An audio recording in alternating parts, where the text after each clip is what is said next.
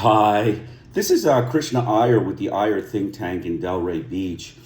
This podcast is a continuation of my, review of the book, as well as basically reciting the book, "The Washington Connection and Third World Fascism" by Noam Chomsky and Edward S. Herman. It's called "The Political Economy of Human Rights," Volume One. And this book goes through, the racist gang rapists and mass murderers of the United States Congress and its, prior presidents that conducted a vicious campaign of third world terror and spread fascism throughout the third world to murder the people and steal and rape and plunder the lands of these places, steal the oil, the natural resources, the rubber plantations, the farming, the agribusiness, all of that stuff. The racist white butchers of the U.S. Congress and its, presidents, Democrats and Republicans alike, were involved in this vicious campaign of terror. And so the link for my book will be on my website. It'll be in the link. And, I'm glad you can join us. So I'm going to get started with some background. So I said the Google Drive link will be available. In Chomsky's book, in chapter 3, Benign Terror, the U.S. government racist mafia butchers are discussed in detail pertaining to their vicious white thugs and their propagandist liars in the white fraud, quote-unquote, free press. So we begin the study of East Timor, this bloodbath funded by the gang rapists and murderous butchers of the third world by the United States Congress and its presidents, is known in a proper way. We spoke already about General Suharto, who, aside from slaughtering 1.5 million Indonesian peoples, equivalent to the Nazi quote-unquote holocaust, that the U.S. government, as well as major European allies, including Britain, Australia, France, and Germany, were backing both militarily through United States arms and economically by lavish trade with General Suharto. But the people suffered. They were raped by the white American butchers, and they were starved, murdered, and tortured by U.S. government vicious mafia fascist white thugs. Then in 1975, after the genocide of the PKI, Suharto turned his attention to East Timor, where the Timorese had received independence from Portugal. And a few hours after the gestapos of the United States, Gerald Ford and Henry Kissinger, quote-unquote Republicans, visited Jakarta and left, Indonesia launched a military assault against the East Timorese people and conducted an attempt, failed despite hundreds and millions of dollars of American government mafia racist military support and the genocide of the East Timorese people. The goal here was to enslave the Timorese, as Washington so loves to do in the third world. They wanted control of the oil and vast natural resources from this small colonial country, and they had no problems morally backing a genocide of the Asian peoples of East Timor. They are ruthless, brutal, white mafia bandits that we call a quote-unquote government.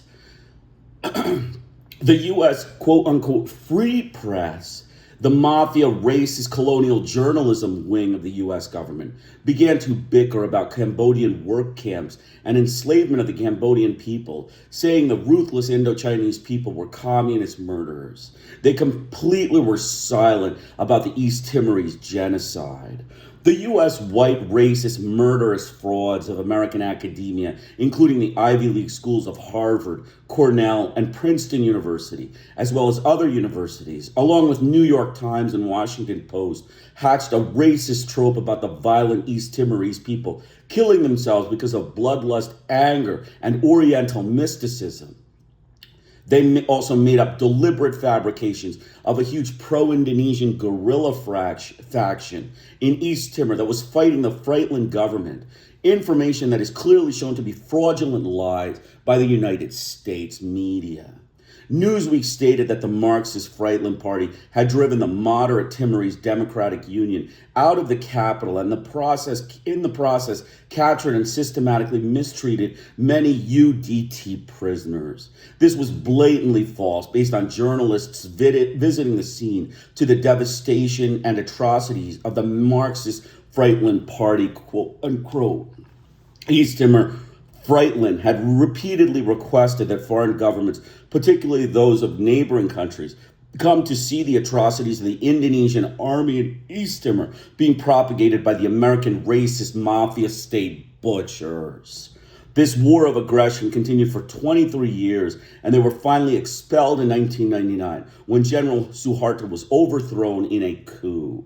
The racist American mafia butchers had no remorse and were reckless in their disregard of East Timorese life. But it is typical silence of the American press and the mafia government that reflects its callous disregard for third world people's rights of democracy and independence and their control of their birthright natural resources, including their oil, natural gas, rubber plantations, textile, rice, soybean, and other commodities. The ruthless white butchers of the American government failed to apologize for this genocide, which they were completely behind morally, financially, and militarily. So we're going to start and continue. I'm going to read 40 pages, and then after the 40 pages, I'll read the rest tomorrow. East Timor, genocide on the sky. We conclude this survey of selected benign bloodbaths by shifting to a different area of the world, Southeast Asia. On December 7th, 1975, Indonesian armed forces invaded the former Portuguese colony of East Timor only a few hours after the departure of President Gerald and Henry Kissinger from a visit to Jakarta. Although Indonesia had effectively sealed off East Timor from the outside world, reports have filtered through indicating that there have been massive atrocities, with estimates running to 100,000 killed, about 1/6 of the population. An assessment by the Legislative Research Service of the Australian Parliament concluded that there is mounting evidence that Indonesians have been carrying out a brutal operation in East Timor involving indiscriminate killing on a scale unprecedented in post-World War II history. We will return to the evidence, which compares very well in credibility with what is available concerning other areas of the world close to direct investigation where atrocities have been alleged. Cambodia, to take an obvious parallel in the same time frame. It is instructive to compare the Western reaction to these two instances of reported bloodbaths. In the case of Cambodia, reported atrocities have not only been eagerly seized upon by the Western media, but also embellished by substantial fabrications, which interestingly persist even long after they are exposed. The case of East Timor is radically different. The media have shown no interest in examining the atrocities of the Indonesian invaders, though even in absolute numbers, these are on the same scale as those reported by sources of comparable credibility concerning Cambodia, and relative to the population, are many times as great. Nevertheless, apart from Australia, and to a lesser degree the Netherlands, the Western reaction has been almost total silence. In the United States, lack of concern has been coupled with some show of hostility to the bearers of the unwelcome tidings.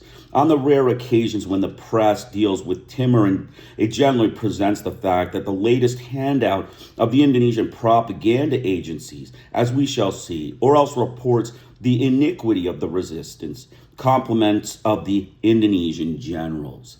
The State Department observes the same conventions.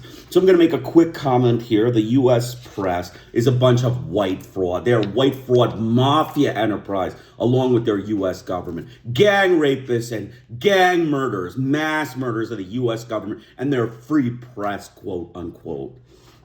The difference in international responses is revealing. Specifically, it reveals once again how hypocritical is much of the human rights clamor in the West, quote unquote. The difference reflects the concern of ideologues to divert attention from the crimes of enemies of the state they serve while obscuring atrocities for which they share a measure of responsibility. The major point which we wish to emphasize is that the United States and its allies are participants in the Timor massacres through the agency of the regime they support in Jakarta. The United States could have prevented the invasion and might have used its influence, and still can, to bring about the subsequent atrocities to an end. While in Cambodia, where much of the post-1975 suffering has been the direct consequences of U.S. barbarity in the recent past, the vast outpouring of indignation in the West was unlikely to have a positive effect in improving the lot of victims of barbarism and racist American oppression. From this simple observation, as obvious as it is ignored, we can learn something about the sudden concern for human rights that has moved to state center, just as the moment when the luster of the classical colonialist and interventionist ideologies have dimmed. In the next chapter, we turn to the United States' relations with Indonesia, which provide the framework for understanding the attitude that the U.S. government and the free press have taken with regard to Indonesian aggression in East Timor. The crucial event was the military coup of October 1965, which had two major consequences regarded with much admiration in the West. First, Indonesia rejoined the free world as a fully accredited member, a paradise for investors, free to be raped and plundered by the industrial societies and its own rulers on joint venture basis. Second, the mass-based Communist Party, which had posed a barrier to the kind of freedom offered to the underdeveloped world by the industrial West, was destroyed with the incidental murder of millions of people. Since recording these achievements, the military government of Indonesia has been the beneficiary of the full range of support from the United States, military, economic, diplomatic, and ideological. In particular, the U.S. government has not only provided its Indonesian client with the material means to conduct its program of pillage, oppression, and racist massacre, but has also exerted strenuous efforts to obscure them with the loyal assistance of the free press. We will see as many examples as we turn to the Indonesian aggression in East Timor, but it is important to be aware of the more general context. Before turning to the direct consequences of the Indonesian invasion, a few words of background. The island of Timor was a region of conflict between Dutch and Portuguese imperialism until 1904, when the Luso-Hollandese Treaty assigned East Timor to the Portuguese Empire and West Timor to the Dutch. A rebellion against the Portuguese was quelled, with over 3,000 Timorese killed in 1912 after 2 years of bitter fighting. During World War II, intervention by Australian and Dutch troops, and finally by Japanese forces, plunged East Timor into the war and inevitable occupation by the Japanese Dun Report. Australian commandos resisted for over a year, attributing their success to support from the Timorese in the mountains, where most of the population lives. During the Second World War, the few towns of Timor and many of the villages were either destroyed or badly damaged, largely as a result of Allied bombing. Portuguese authorities estimated the number of Timorese who died at over 50,000. In contrast to the Australian commando force of 400 suffered 40 deaths. See Joliffe, page 46. Indonesian independence did not affect the Portuguese colony of East Timor, which remained a backwater, undeveloped apart from some improvement in the few towns, primarily the capital city of Dili, where the economy was largely in the hands of the Chinese. The church had long cooperated with the imperial power. Critics of the church, among them the Jesuits and other missionaries, sometimes observed that the church in Timor seemed to concentrate more on helping its flock to come to terms with their plight rather than on pressing for social reforms.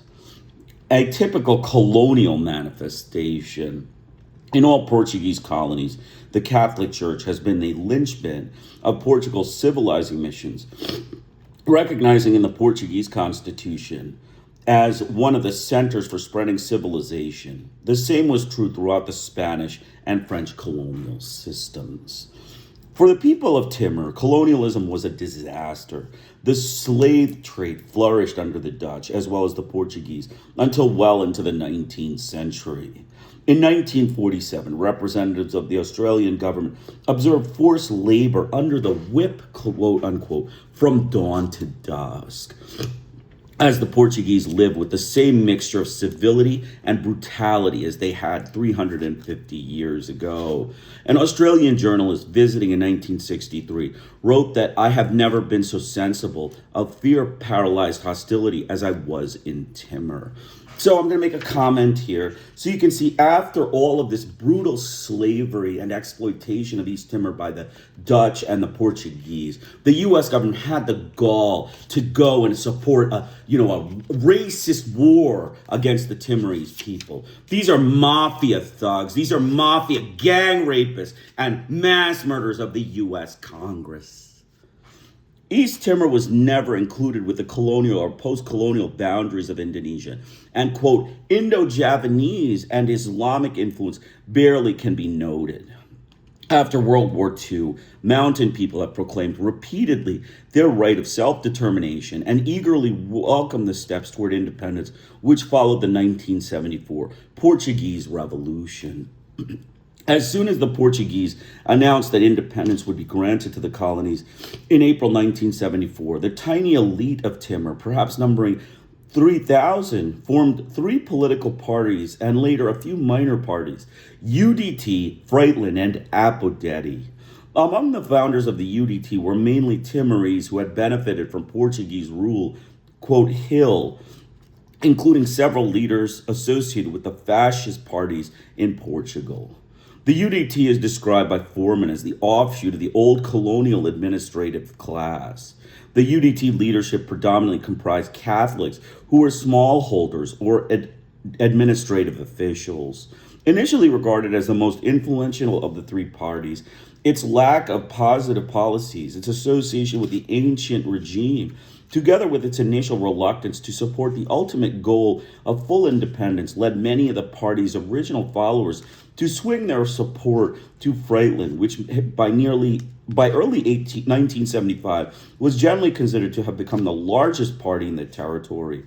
The reasons for this swing were not only in the failures of the UDT, but also the successes of Frietlin. The UDT's inability to articulate a program of social development or build links with the common people in the hinterland could not provide serious opposition to the Frietlin literacy and agricultural development campaign. One Australian journalist estimated in February 1975 that the UDT had the support of about 10% of the population and Frietlin about 60%, while about 25% are thought to be too remote, illiterate, or apolitical to take part in an election. The remaining 5% were said to support the pro-Indonesian party Apodeti, a common estimate.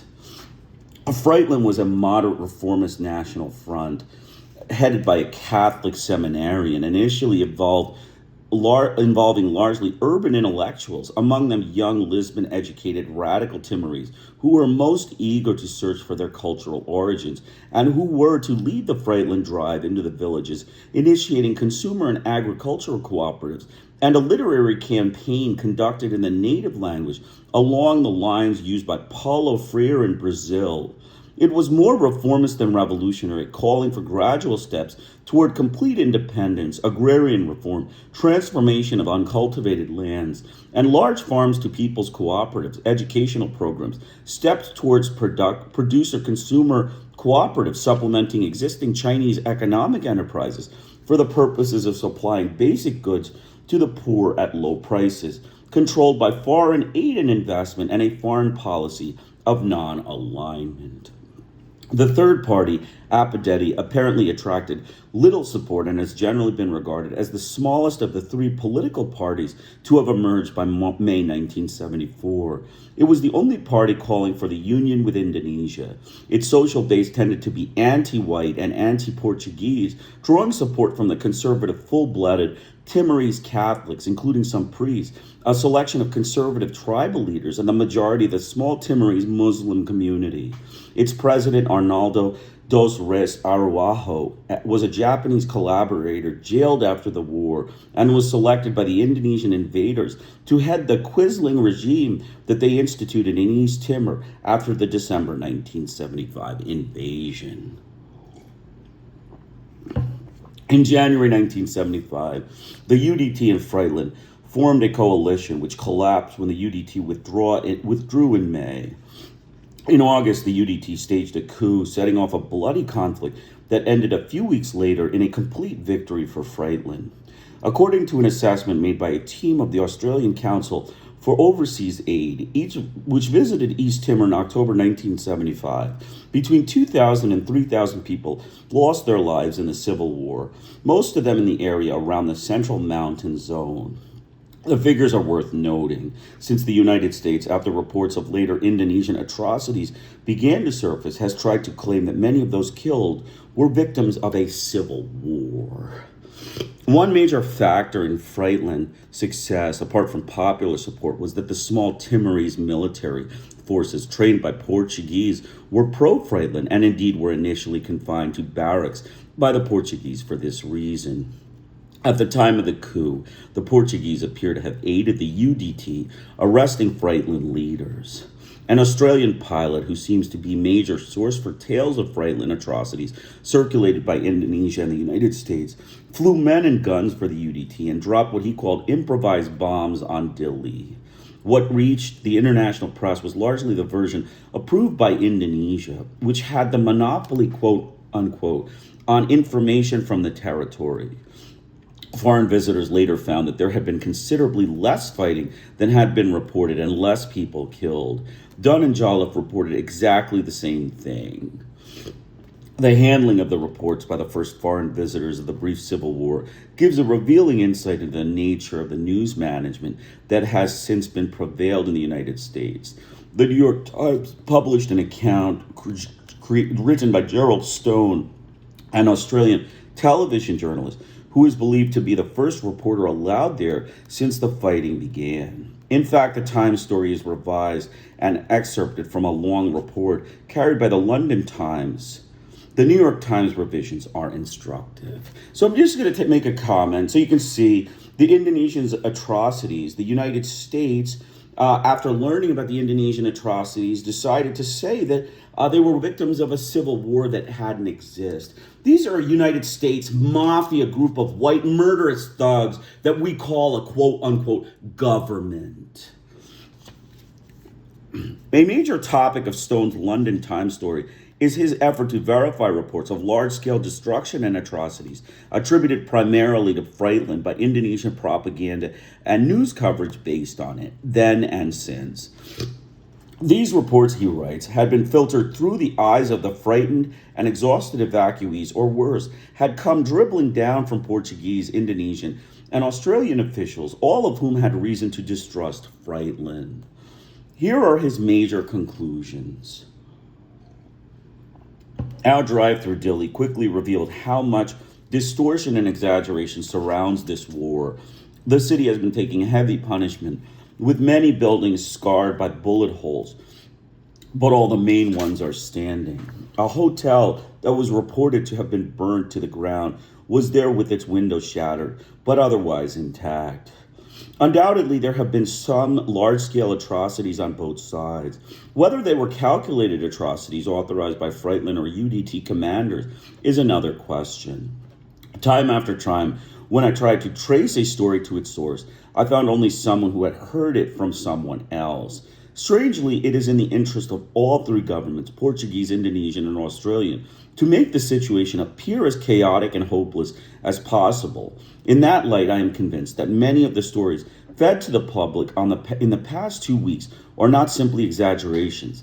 They were the product of a purposeful campaign to plant lies. Stone implicates all three governments in this propaganda campaign. Of the material just quoted, here is what survives editing in the New York Times. A drive through Dili showed that the city had taken heavy punishment from the fighting. All the main buildings were standing, but many were scarred with bullet holes. Stone's conclusion about the purposeful lies of the Indonesian and Western propagandists are totally eliminated, and careful editing has modified his conclusion about the scale of the destruction. What the New York Times editors did retain was Stone's description of prisoners on burial detail, the terrible conditions in Frietlin hospitals. The Portuguese had withdrawn the sole military doctor. There were no other doctors. Evidence of beating, quote unquote. This is the sole subheading in the article. And other maltreatment of prisoners by Frietlin. So just give me 1 second. I'm going to take a short break. I'll be, right back. Glad you could join us.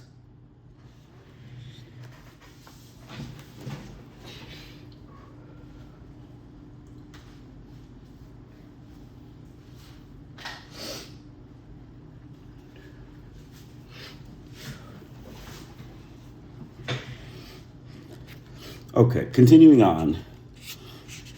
The process of creating the required history advances yet another step in the Newsweek account of Stone's New York Times article.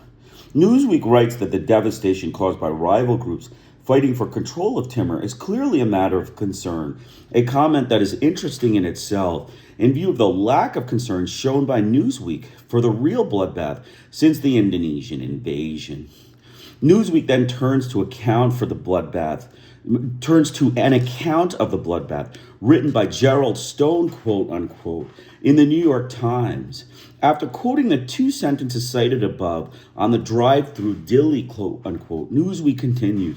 Stone went on to report seeing bodies lying on the street and many badly injured civilians who had gone without any medical treatment at all. He also revealed that the Marxist Frietlin party had driven the moderate Timorese Democratic Union out of the capital and in the process had captured and systematically mistreated many UDT prisoners.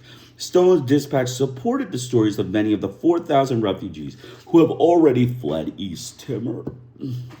From this episode, we gained some understanding of the racist machinations of the American Free Press. A journalist visited the scene of reported devastation and atrocities by, quote, the Marxist Frietlin party, and concludes that the reports are largely false. In fact, in large measure, propaganda fabrications after a skillful re-editing job by the New York Times that eliminates his major conclusion and modifies others. Newsweek concludes that he found that the reports were true.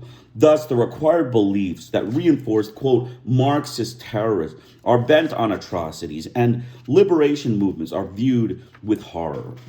And the stage is set for general acquiescence when the US-backed Indonesian military forces invade to, quote, restore order.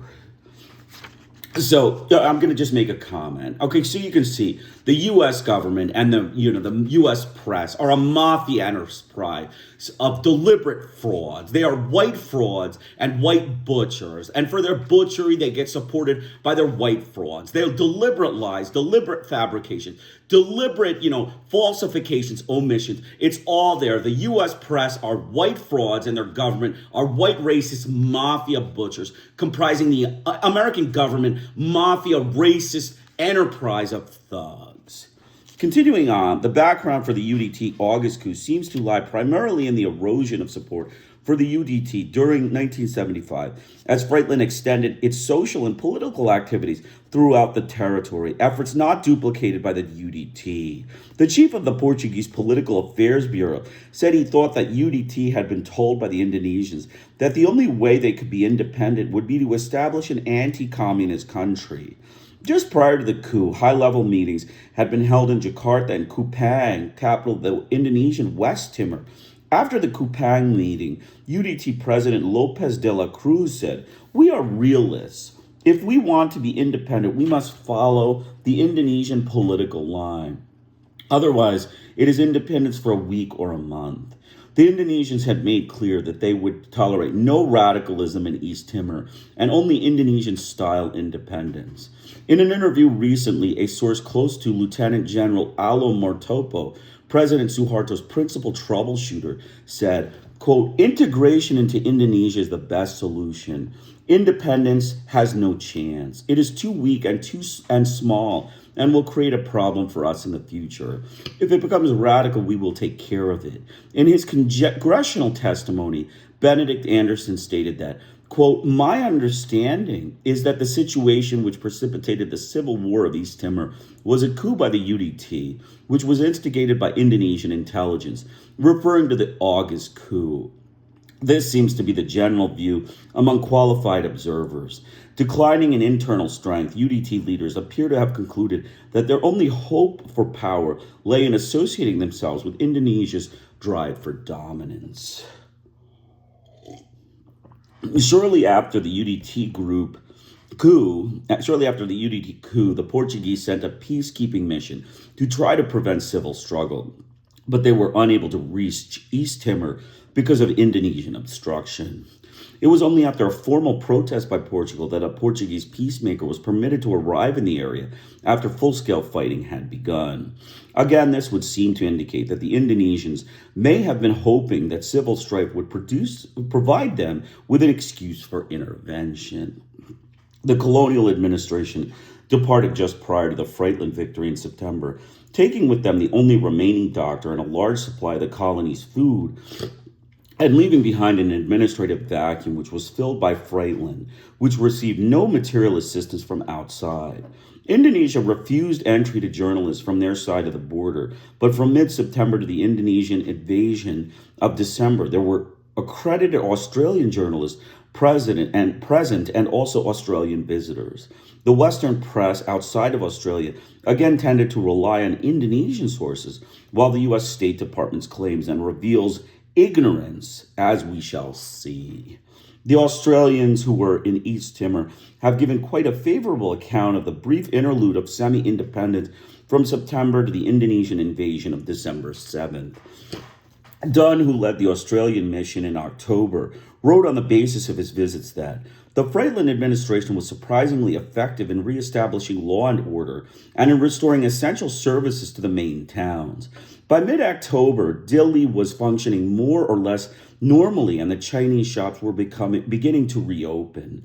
The towns and villages visited by the ICRC, the International Red Cross, and the ACFOA, the Australian Aid Mission, members reflected an overall improvement in the situation. The Frietlin administration had many shortcomings, but it clearly enjoyed widespread support from the population, including many hitherto UDT supporters. In October, Australian relief workers visited most parts of Timor, and without exceptions, they reported that there was no evidence of any insecurity or any hostility towards Frietlin. Indeed, Frietlin leaders were welcomed warmly and spontaneously in all the centers by crowds of Timorese. In my long association with Portuguese Timor, which goes back some 15 years, I had never before witnessed such demonstrations of spontaneous warmth as supported by an indigenous population. Other visitors gave similar reports.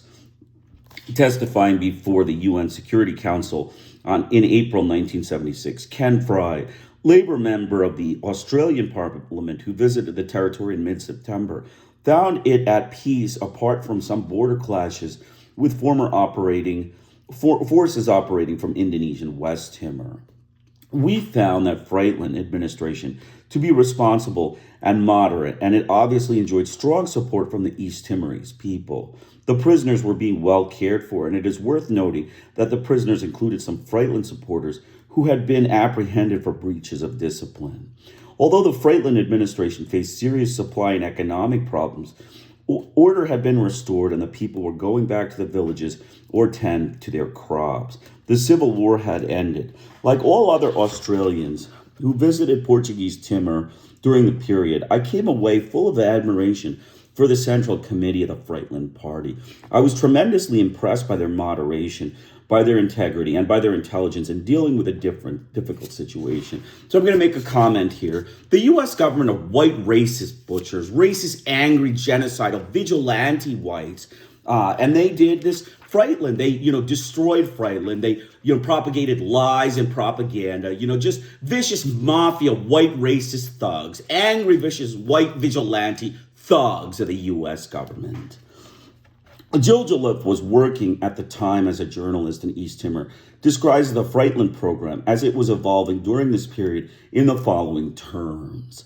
Most observers of the Frietlin administration in the last month of 1975 are generally agreed that there was nothing to suggest that an independent East Timor under Frietlin would have been other than a moderate government pursuing a foreign policy of non-alignment and regional cooperation. Its program of social reform is moderate, based principally on establishment of agrarian cooperatives rather than land expropriation and mass education. Its hallmarks are fervent nationalism, populism, political pragmatism, and while Frietlin thinking has been stamped in the mold of third world nationalism rather than Western social democracy, the future of an independent East Timor would lie open to political change. Throughout this period, Frietlin repeatedly requested foreign governments, particularly those of neighboring countries, to send observers and fact-finding missions to East Timor to ascertain the situation in the territory. Decolonization, page 25. They refused on the grounds that Portugal retained sovereignty. Until mid-November, Frietlin leaders requested that Portuguese authorities return to the territory to resume and complete the process of decolonization. It might be noted at this point that Indonesia had previously indicated its support for independence of Timor. In a letter of June 17, 1974, to Jose Ramos Horta of Frietlin, Foreign Minister Adam Malik of Indonesia wrote that the Portuguese change of government offers a good opportunity to the people of Timor to accelerate the process towards independence, and stated that the government of Indonesia adheres to the following principle. Quote, the independence of every country is the right of every nation, with no exception for the people of Timor. He also stated that Indonesia had no designs on the territory. Dunn was present in Dili when Ramos Horta of Frietlin returned from Jakarta with the Malik letter, believing that the prospects were so good that his party might consider conceding foreign affairs and defense powers to Indonesia. The facts proved to be quite different. With the victory of Frietlin in the Civil War, Indonesia at once began its armed intervention in the pretext of assisting anti-Frietlin Timorese, a pretense which, as we will see, is generally accepted in the West, though it has absolutely no basis in fact, is deliberate lies, so far as we can determine. Indonesian border raids began on September 14th. An Indonesian corporal captured during these raids said that he had crossed the border as part of the task force on September 9th. Indonesian attacks continued, reaching a significant level when a force of about 2,000 Indonesians, along with some 80 Timorese and support roles, attacked and captured the town of Balibo, about 10 kilometers from the border, on October 16th. In the course of this attack, 5 Australian newsmen died, an event which caused some uproar in Australia as evidence of Indonesian responsibility began to mount. A few days later, Dunn observed as Indonesian warship shelling positions well within Frietlin territory to the east of Balibo, near the Lowes River. Throughout October and November, heavy hand-to-hand fighting took place between Frietlin and Indonesian troops, and gradually Indonesian forces were able to establish control over much of the territory to the west of the Lowes River. Like Hill, Dunn points out that during this period, the foreign press relied heavily on Indonesian reports. Jolliffe, one of the few journalists actually working in East Timor during this period, also comments on the incidence of false reports, many of which were carried uncritically in the Australian and international press from Indonesian sources, particularly after the fall of Balibo. In mid and late November, Indonesian military activity increased. Heavy supporting fire from artillery and naval vessels, as well as use of aircraft, was observed and reported by Australian journalists Michael Richardson and Jill Jolliffe. Fighting in the border areas increased after the Indonesian capture of Balibo, though there were no new Indonesian offensives. Indonesian naval bombardment continued in November. On November 14th, Indonesian naval forces began bombarding the town of Atabey, which had become the front line after the fall of Balibo to the Indonesian invaders. The Australian journalist Roger East, later killed at the time of the December 7th invasion, observed regular air attacks some 30 kilometers inland from Atabey at this time.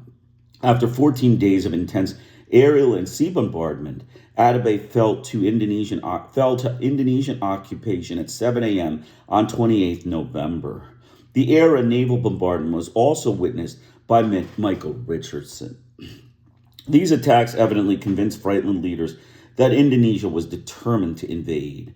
Appeals for a negotiated settlement by Frietlin and Portuguese had been rejected by Indonesia, and Frietlin leaders were coming to believe that Portugal and Australia, the only third parties showing an interest in the conflict in Timor, could not or would not take steps to deter Indonesia from attaining her objective by military means. In this context, Frietlin declared the independence of East Timor, which it had been governing for almost 3 months, on November 28th.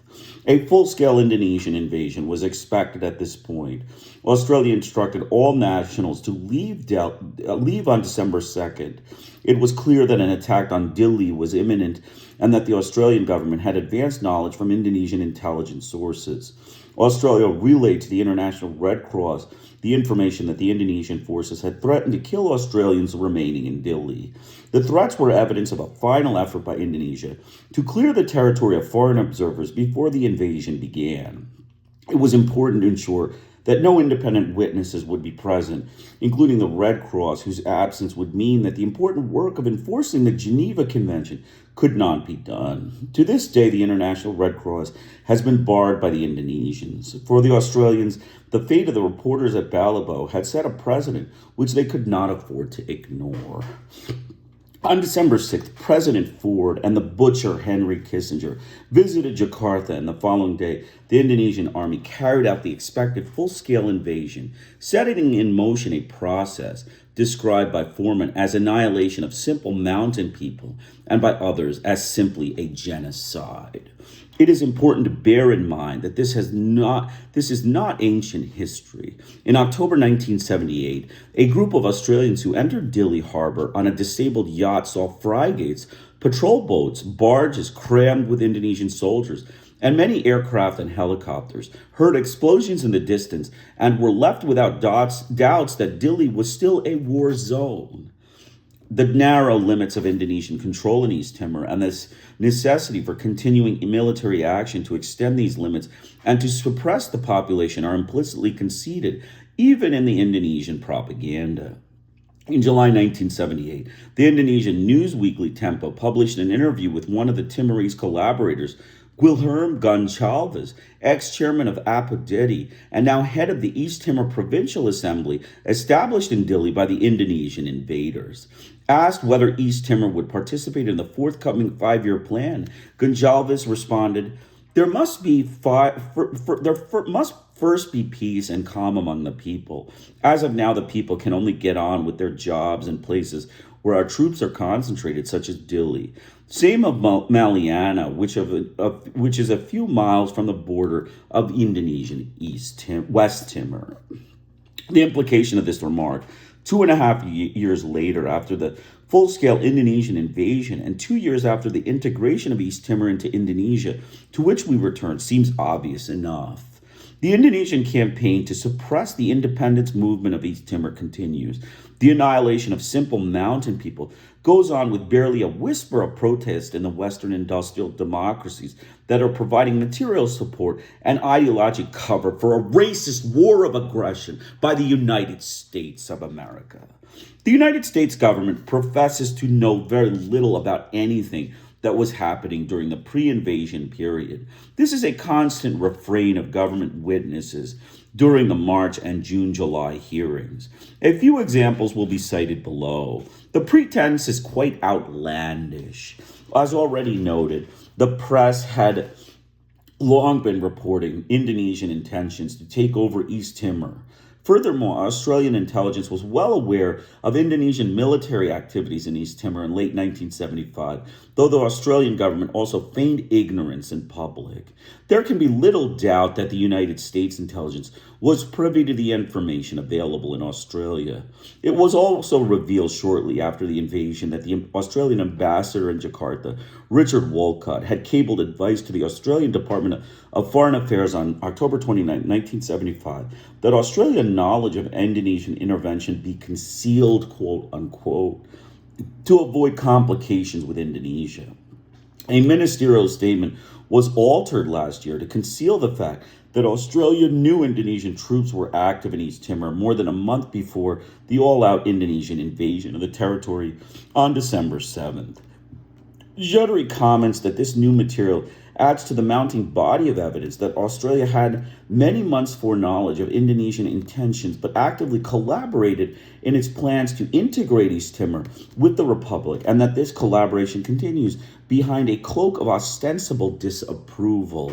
The primary difference between Australia and the United States in this respect is that in the United States, the cover-up continues in the media as well, and of course, direct United States complicity by means of military and other support is far greater.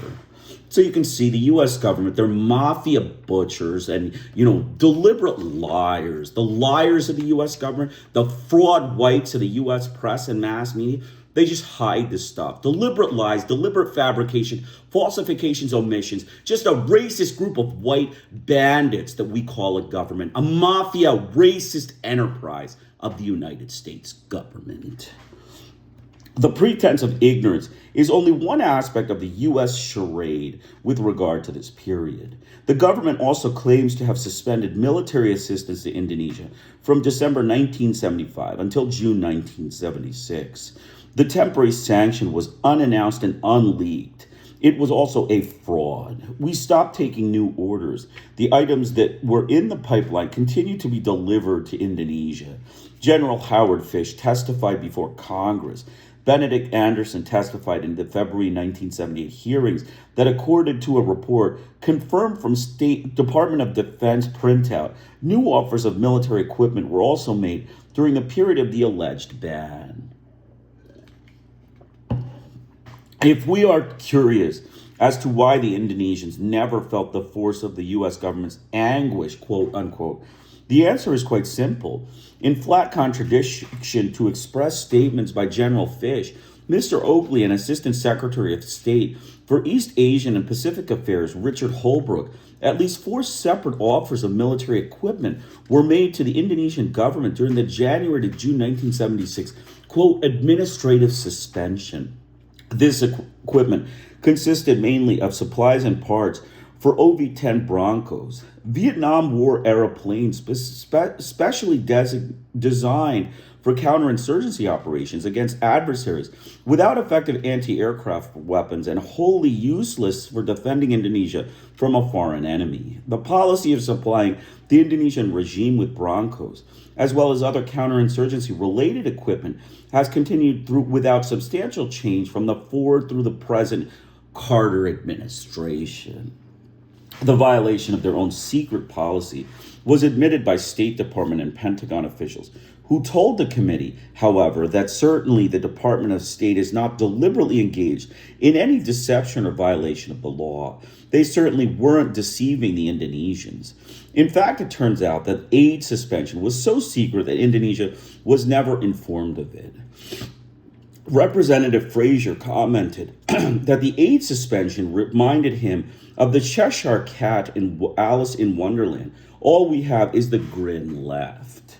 Of the $44.5 million that had been proposed for the period of July 1975 to June 1976, 84% was already in the pipeline when the December secret suspension, quote unquote, allegedly took place.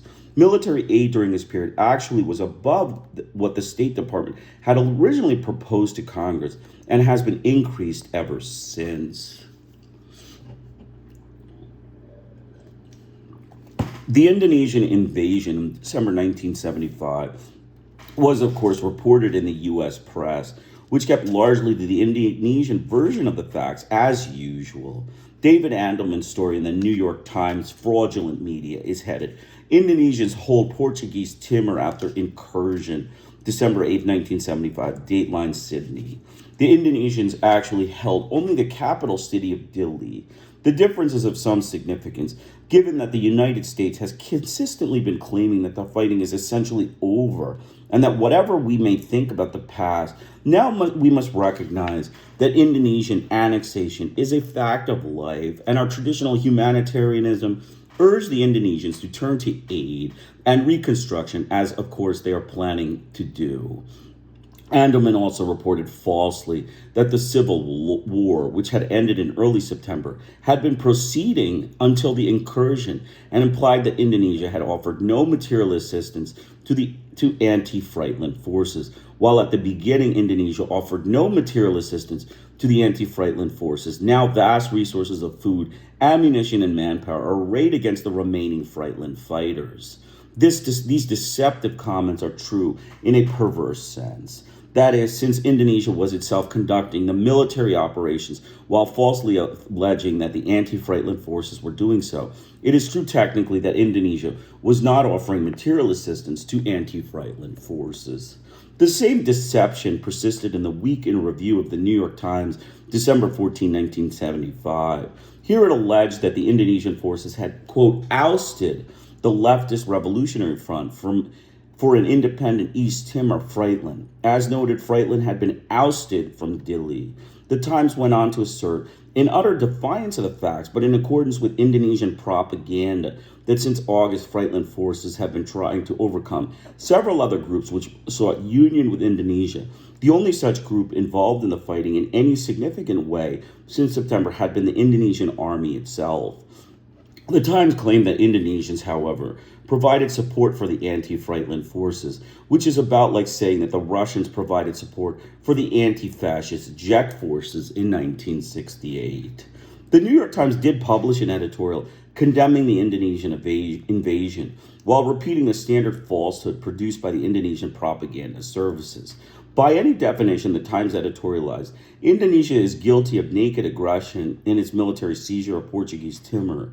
But the Times added thoughtfully that, quote, to be fair, there was a provocation in the unilateral declaration of independence last month by the leftist Revolutionary Front for an independent East Timor known as Frietlin, which had seemed to be winning the civil war handily against pro-Indonesian forces until Jakarta began to intervene.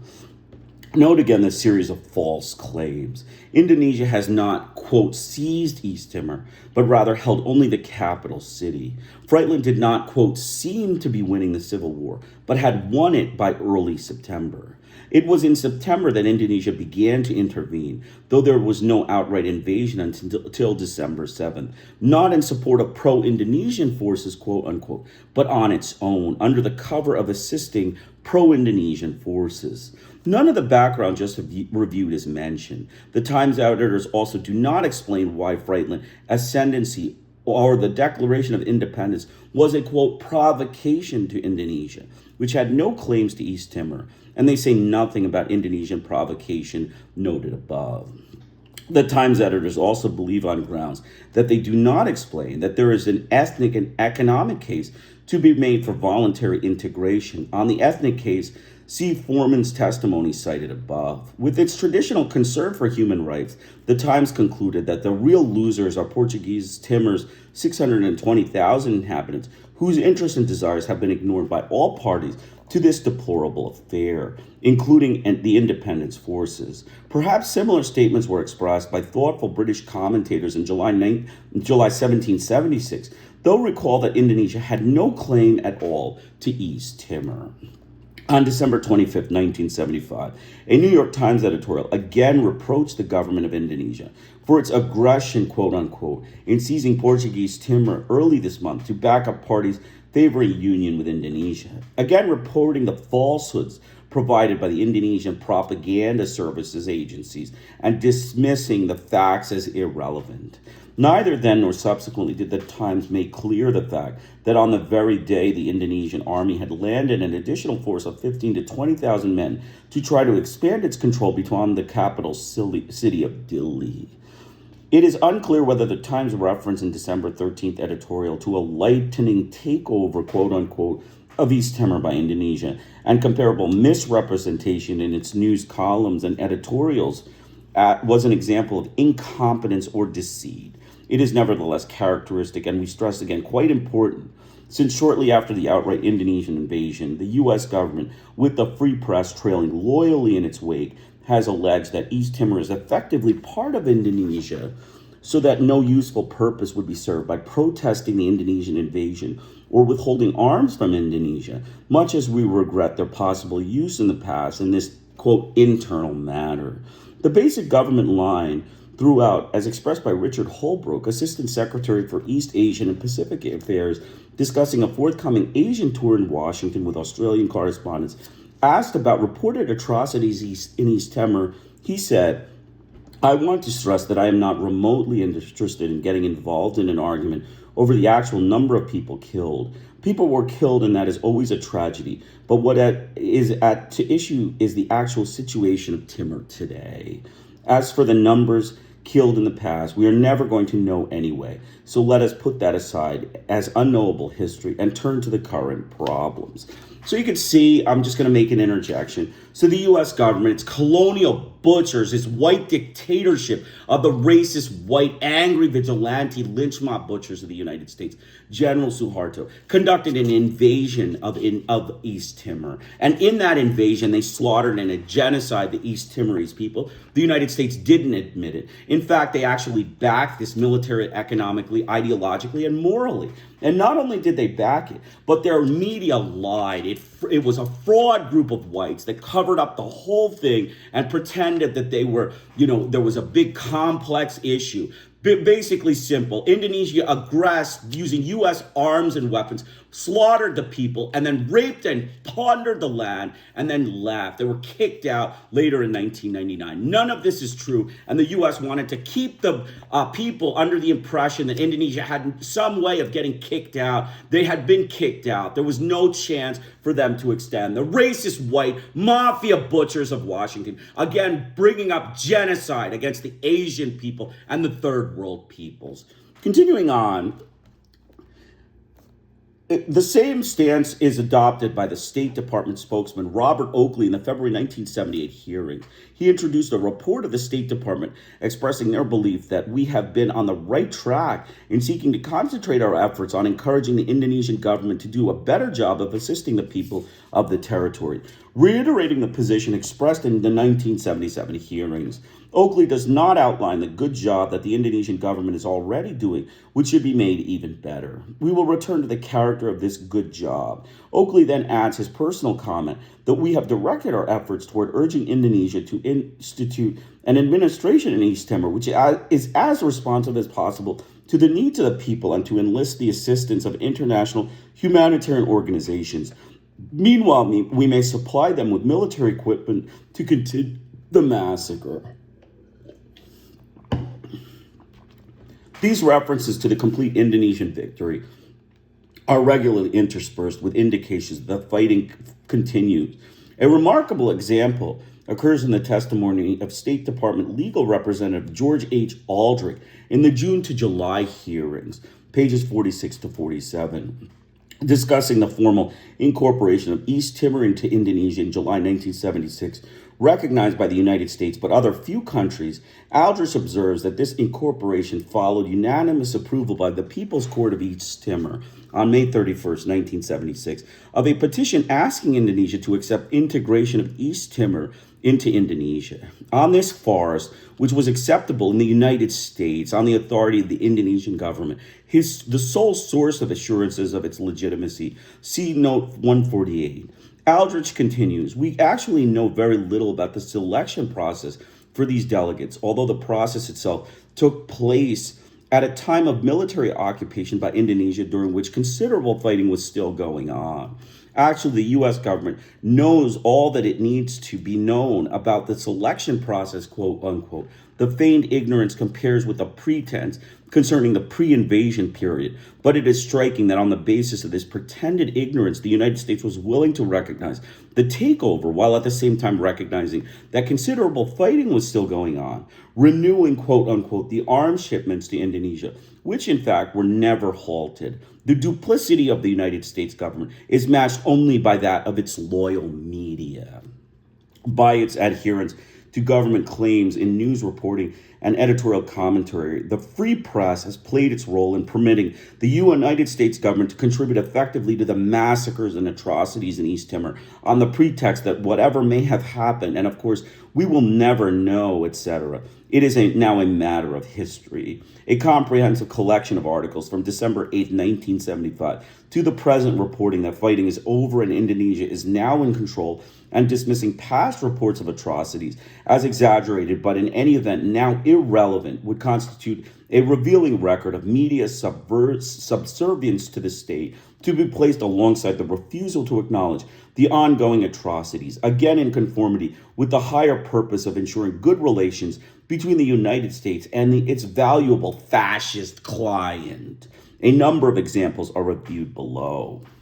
We will not undertake to review the scanty coverage by academic specialists. To cite one example, the well-known Southeast Asia scholar Michael Leifer of the London School of Economics described Indonesia's decisive intervention as a case in which the imperatives of force and order have not necessarily been matched by justice.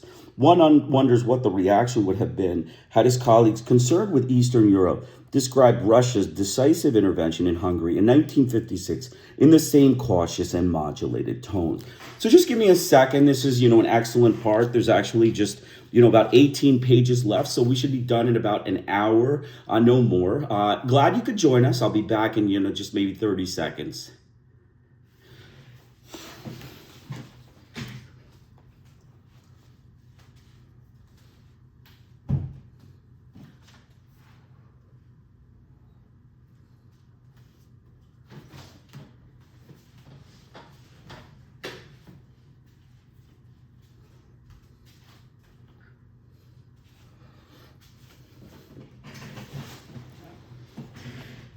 Okay, continuing on.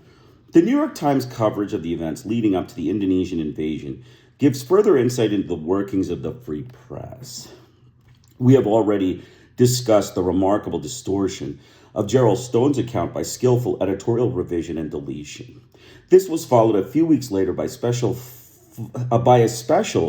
filed from Dili giving an account of the situation which was surprisingly accurate, noting in particular that Frietlin is in de facto control of the territory.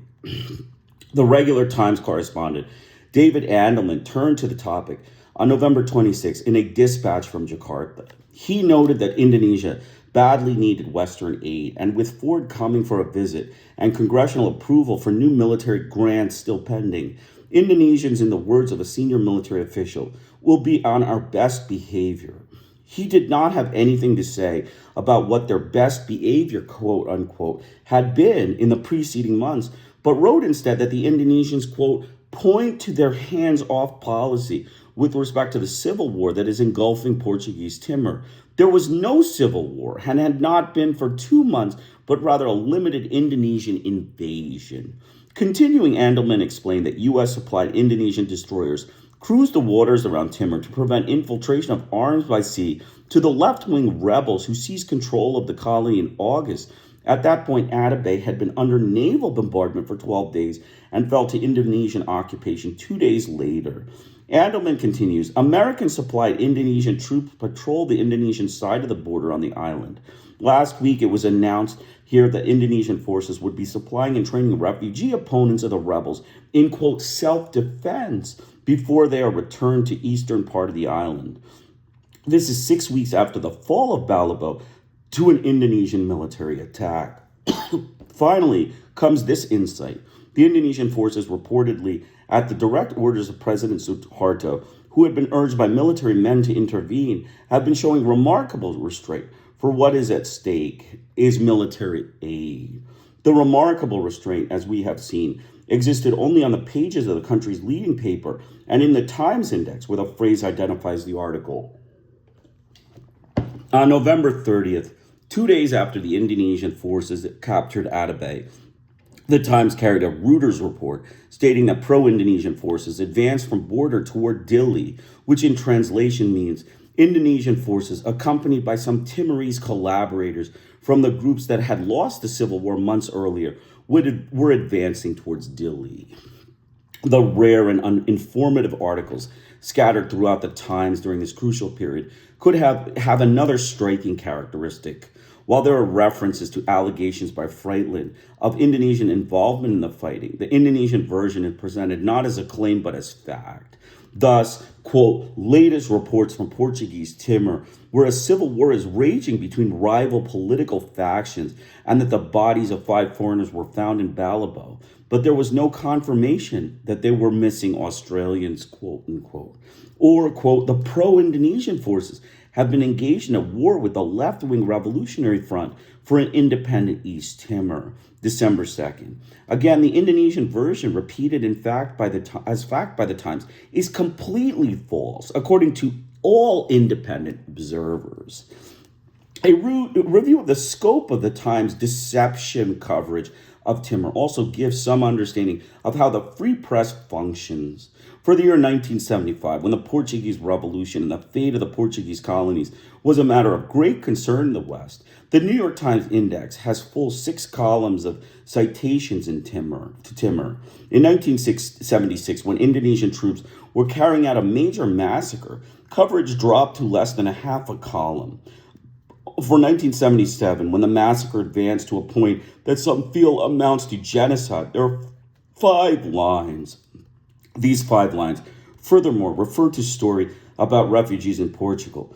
Actually, coverage of East Timor is a flat 0. So you can see the U.S. press, the white frauds of the press and the racist bosses of the U.S. government, the mafia enterprise, criminal enterprise, made up lies, just made up stuff about, pro-Indonesian forces that were fighting along with Frietlin against the Frietlin people. They were like in a civil war still, which had ended months before. All just deliberate lies and falsehood. Typical deliberate lies, just, racist lies to further the war and to further the mass murder campaign by the colonial butchers of the United States, the racist gang rapists and mass murders of the U.S. Congress and its presidents. Since the Indonesian invasion, a review of the scope of New York Times coverage of Timor also we read that, I'm sorry. Continuing, since the Indonesian invasion of December 7, 1975, the country has been effectively closed to the outside world by the Indonesian military. Nevertheless, evidence is available as to what has taken place. Much of the information is based on interviews with refugees in Portugal conducted by James Dunn, who testified before Congress. During the March hearings, the Western press, always passionately concerned with reports of refugees from communist tyranny, has carefully avoided the East Timorese refugees. Or, to be precise, has, as we will see, described their present plight while carefully avoiding their testimony about the events in East Timor. Other information has been received from Catholic priests in Timor who, as in Latin America, has vainly attempted to arouse the conscience and attention of the Western world, and from other sources to which we return have also been assiduously ignored by the free press. Dunn's congressional testimony was given a largely hostile reception and was generally ignored and quickly forgotten in the nation's press, which also disregarded other pertinent material on this annoying subject. Congressman J. Herbert Burke, then ranking minority member of the House Subcommittee on Asian and Pacific Affairs, wrote, I have my own suspicions respecting what might be behind the testimony of Dunn's, and I agree with you that it is in all our interest to bury the Timor issue quickly and completely. Burke's suspicions, which are based on no evidence that has been made public, simply reflect a natural outrage over the fact that someone dares to provide information concerning crimes for which the United States bears no small responsibility. Any Russian functionary would react in the same way to charges of atrocities in the Soviet sphere. His concern that the Timor issue be quickly and completely buried, quote unquote, is also easy to comprehend. If there were anything resembling a free and honest press in the United States, indeed most of the West, the issue of Timor would be of major international concern for the reason already noted. The, quote, annihilation of a simple mountain people proceeds as a direct consequence of Western aid and silence, and therefore direct complicity in mass murder. Burke's concern that the issue of Timor be buried, quote unquote, is understandable given that the United States had provided crucial diplomatic and economic and military support for these continuing atrocities.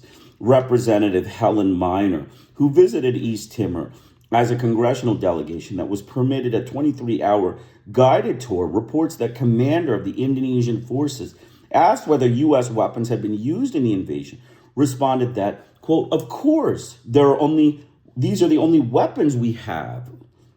That is actually a slight exaggeration, it seems.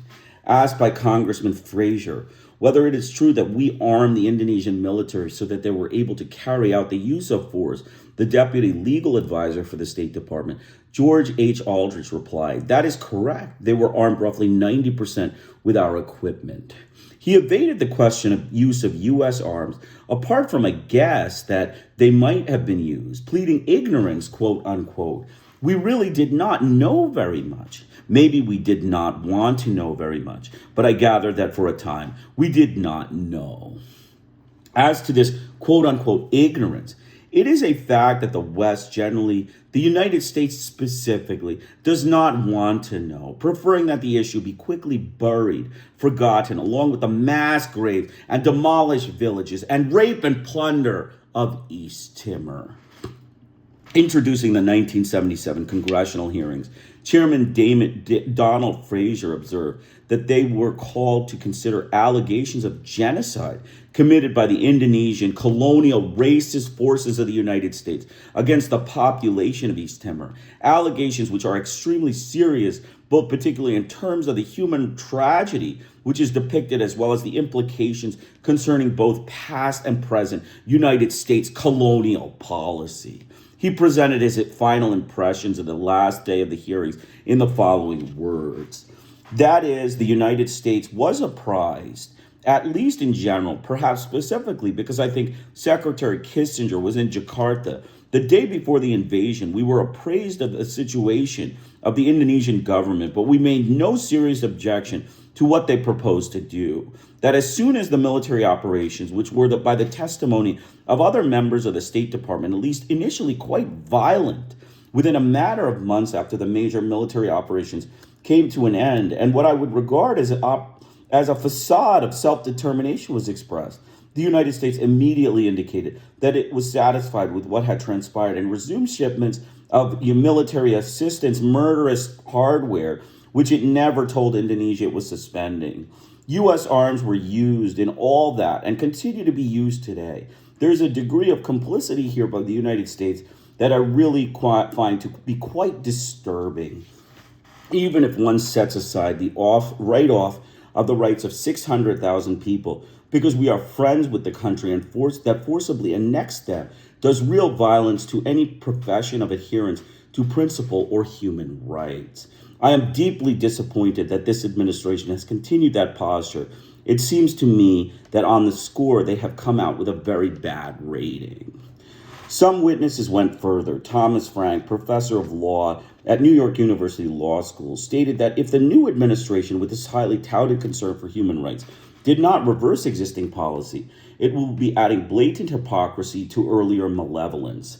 The policy has not been reversed, nor so far as it is known, even reassessed. So you can see the U.S. government, the racist butchers of Washington, they're, racist mafia state. It is a mafia state, a group of white thugs that are mass murderers and gang rapists of other lands. Their Congress, their presidents, all of these people committed a genocide in East Timor. The racist mafia of the U.S. government, the mafia enterprise of deliberate liars and butchers of the United States.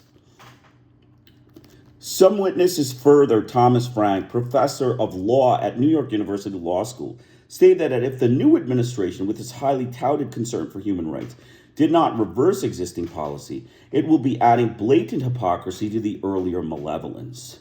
The policy has not been reversed, nor so far as it is known, even reassessed.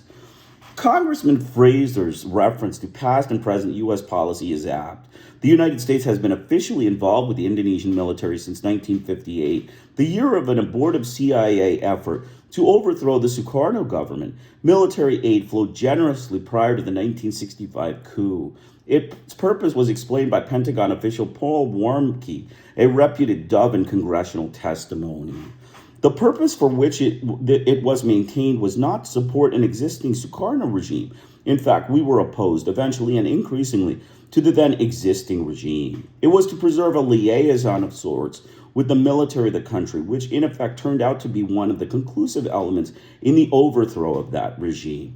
So I'm going to take a 30-second break. I'm glad you could join us. It'll only be 30 seconds. I just need to make an adjustment.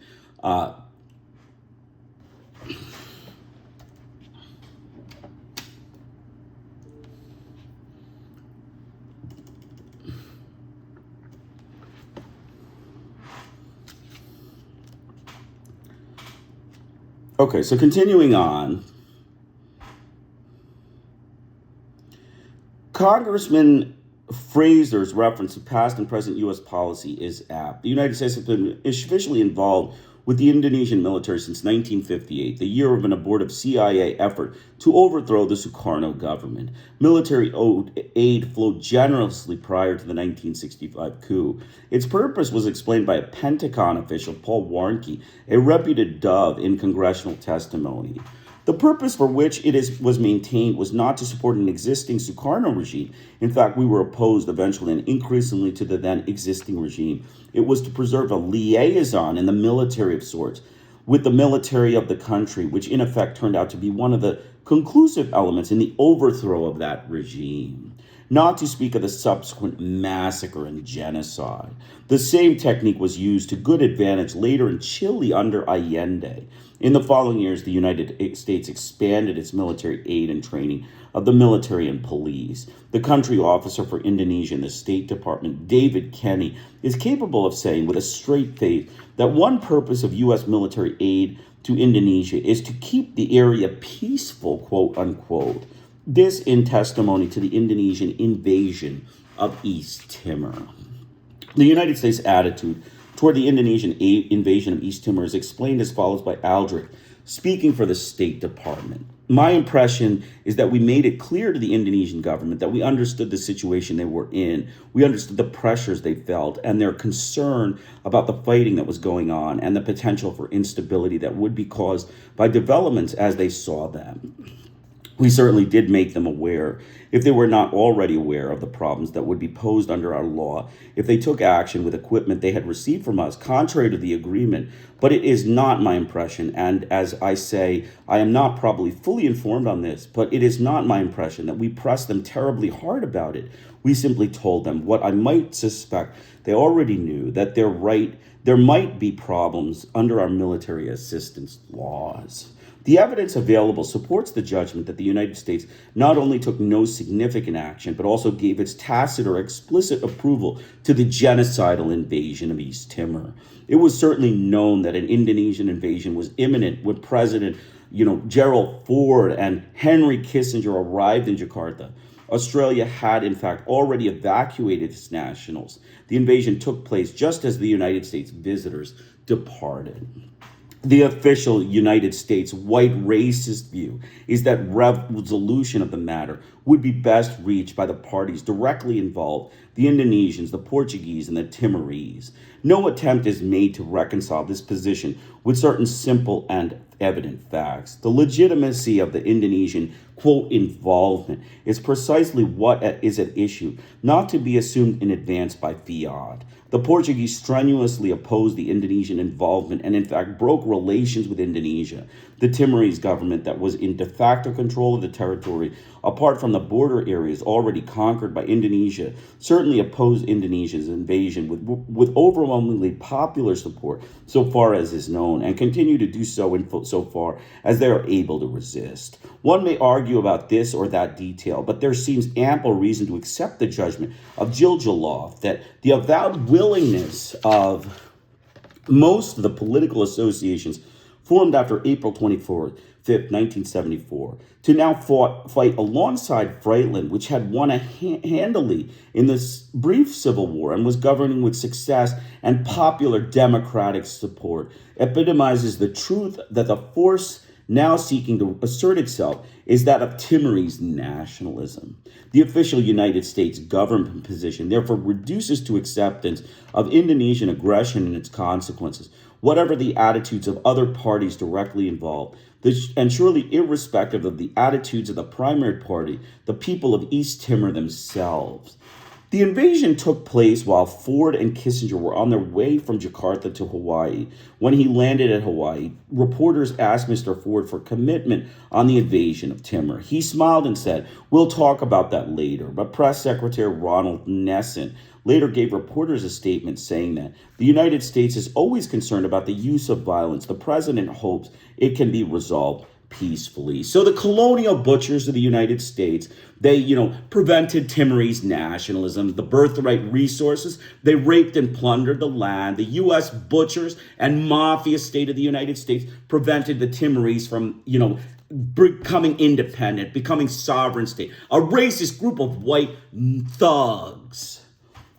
Henry Kissinger, traveling with Ford, had already given his reactions. He told newsmen in Jakarta that the United States would not recognize the Frietlin declared republic, and the United States understands Indonesia's position on the question. As for the failure of the U.S. to take any significant action, that is sufficiently clear from the record. We have already mentioned the fraudulent quote-unquote suspension of military aid. A secret cable sent in August 1975 from the Australian ambassador to Indonesia, Richard Woolcott, to the head of the Australian Foreign Affairs Department, was leaked to the press in May 1976. In it, Ambassador Woolcott recommends a pragmatic rather than a principled stand, because that is what national interest in foreign policy is all about. As I stressed in Canberra last month, we are dealing with a settled Indonesian policy to incorporate Timor, as even Malik admitted to me on Friday. Recall that this was July to August 1975. Again, it is hardly credible that the United States did not receive this or comparable information. Woolcott continues, the United States might have some influence on Indonesia at present, as Indonesia really wants and needs United States assistance in its military re-equipment program. The State Department has, we understand, instructed the embassy to cut down its reporting on Timor. But U.S. Ambassador Newsom told me last night that he is under instructions from Kissinger personally not to involve himself in discussions of Timor with the Indonesians on the ground that the U.S. is involved in enough problems of greater importance overseas at present. I will be seeing Newsom on Monday, but his present attitude is that the U.S. should keep out of the Portuguese Timor situation and allow events to take their course. The United States press, to our knowledge, has never discussed this material or its significance. A report in the Australian press noting that the United States will double its military aid to Indonesia this year, even while condemning Indonesia's military presence in East Timor, cites a State Department official who repeats the official view while expressing its content a bit more clearly than usual. In terms of the bilateral relations between the U.S. and Indonesia, we are more or less condoning the incursion into East Timor. We don't want to make a strong stand one way or the other. The problem in East Timor is basically one for the countries involved, Indonesia, Portugal, and their near neighbors such as Australia. The United States wants to keep its relationship with Indonesia close and friendly. We regard Indonesia as a friendly, non-aligned nation, a nation we do a lot of business with. A review of U.S. behavior at the United Nations supports this assessment. On December 12, 1975, the General Assembly adopted Resolution 3485, which strongly deplores the military intervention of the armed forces of Indonesia in Portuguese Timor and calls upon the government of Indonesia to desist from further violation of the territorial integrity of Portuguese Timor and to withdraw without delay its armed forces from the territory in order to enable the people of the territory freely to exercise the right for self-determination and independence. Coming immediately after the Indonesian invasion, the response of the United States was of crucial importance. The United States abstained, as did most of the European allies. There is reason to believe that the United States may have blocked support for the resolution. On January 23, 1976, UN Ambassador Daniel P. Moynihan sent a cablegram to Henry Kissinger and all U.S. embassies entitled, quote, "The blocks are breaking up," in which he took pride in the considerable progress, quote unquote, that had been made up by U.S. arm-twisting tactics at the UN toward a basic foreign policy goal, that of breaking up the massive blocks of nations, mostly new nations, which for so long have been arrayed against us in international forums and in diplomatic encounters generally.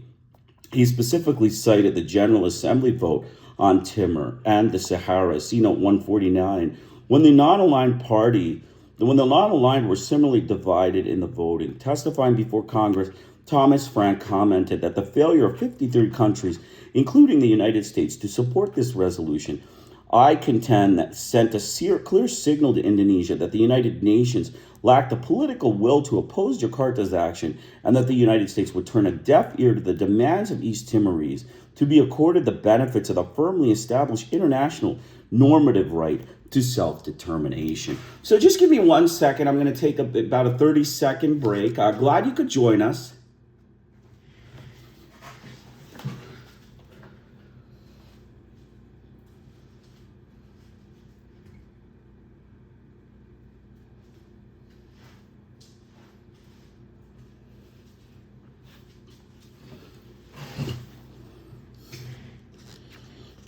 Continuing on December 22nd, the United States joined in the unanimous approval of what Frank called a rather wishy-washy compromised resolution, Security Council Resolution 384, which calls upon the government of Indonesia to withdraw without delay all its forces from the territory. On April 22nd, 1976, the Security Council passed Resolution 389, which repeated this demand. As the New York Times commented, the, quote, language is considered ineffectual. Many delegates and some United Nations officials said privately that the rather bland language of today's Security Council document practically meant that Indonesia was given leeway to consolidate its hold on the former Portuguese colony. Nevertheless, the United States abstained along with Japan. The resolution was passed 12 votes to none with 2 abstentions. As the Times commented, Indonesia's stand was discreetly backed by the United States. The United States voted against the General Assembly resolution of December 1st, 1976, passed 68 votes to 20 with 49 abstentions, which, quote, rejects the claim that East Timor has been integrated into Indonesia, and as much as the people of the territory have not been able to exercise freely their right to self-determination and independence. A year later, the General Assembly passed a resolution calling on the UN Special Committee to Decolonization to send a mission to the territory. Indonesia announced that it would bar any UN mission. The United States voted against the resolution, along with Japan, Malaysia, and the Philippines, Singapore, and Thailand, all of which see close political and economic ties with Indonesia. The vote came as Indonesia was preparing a new military offensive against Frietlin, scheduled for December 31st, 1977. The UN made an attempt to carry out an on-the-spot investigation in January 1976 after the condemnation of Indonesia in December. On December 28th, Vittorio Winspear Gicciari was selected as UN's emissary to East Timor. He visited territories controlled by the Indonesians in late January, but was prevented from visiting Frietlin-held areas. That is almost all of East Timor. He then attempted to contact Frietlin through a radio transmitter in Darwin, Australia. The Frietlin representative in Darwin was immediately arrested and the transmitter seized and confiscated. New contacts were established through the radio of Portuguese corvette in Darwin Harbor. The Frietlin named 4 possible landing places. Indonesian forces immediately bombed these areas and mounted a large-scale offensive at one of them. At that point, the UN representative abandoned his efforts. As already noted, the U.S. has consistently attempted to shift the time of the reported massacres to the period prior to the full-scale Indonesian invasion, in conformity with the requirements of the Indonesian client and with the cooperation of the free press. The U.S. estimate of probably under 10,000 total casualties, civilian, military, everything else, is far below any estimate offered by informed observers or even the Indonesian authorities, as we shall see. The State Department further claims that though there were some civilian casualties, these were the result of, quote, a couple of occasions when Indonesian military units, according to our intelligence, did commit excess in the towns against the civilian population and were called back to Indonesia, and the commanders were punished, which reveals that the Indonesian government was not deliberately setting out to do violence to the civilian population, but there were military units that got out of control, and this sort of thing did take place.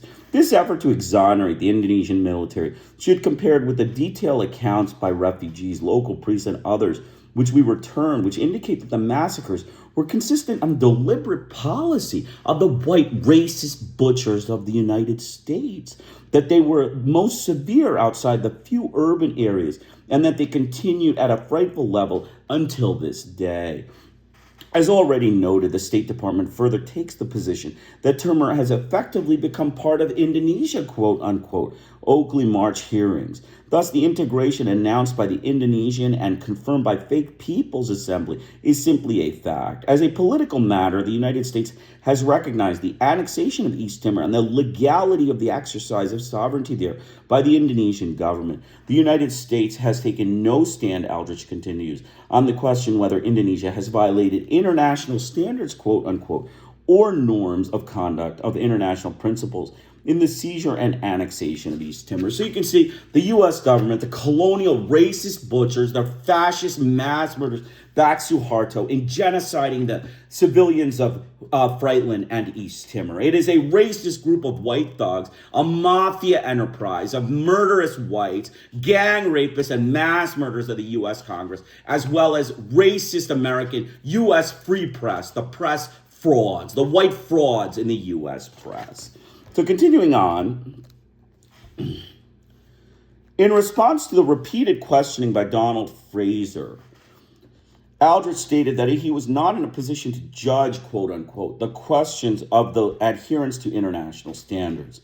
There certainly was at the time considerable international strife and killing going on in East Timor. The Indonesians were the only country in a position to put an end to it. Whether they did properly or not, to do it, whether they did it properly or did not do it properly, whether they did it with improper motives, I really do not want to go into and try to second guess. I think that it is something which scholars are better able to draw conclusions about than lawyers for the Department of the State. Aldrich's reference to considerable international strife was presumably a slip of the tongue, as obvious truth overwhelmed diplomatic pretense. His statement is true in one respect. Indonesian intervention was causing strife and killing even prior to the full-scale Indonesian invasion in December. To state under these circumstances that the Indonesians were the only country in a position to put an end to the strife and killing for which they alone were responsible reveals in an astonishing degree of hypocrisy, even for a State Department lawyer. As for his reference to scholarship, presumably tongue-in-cheek, Aldrich need have little to fear. To judge by the scholarly literature of the United States white frauds, there will be very few scholars to draw the obvious conclusion that a government functionary must repress apart from unfortunate slips. While the State Department professes ignorance about the facts, revealing that matter to the judgment of history, it has a clear insight into U.S. quote-unquote interests. As Aldrich states, the United States did not question the incorporation of East Timor into Indonesia because it was, quote, an accomplished fact that such a policy would not serve our best interest in light of the importance of our relations with Indonesia.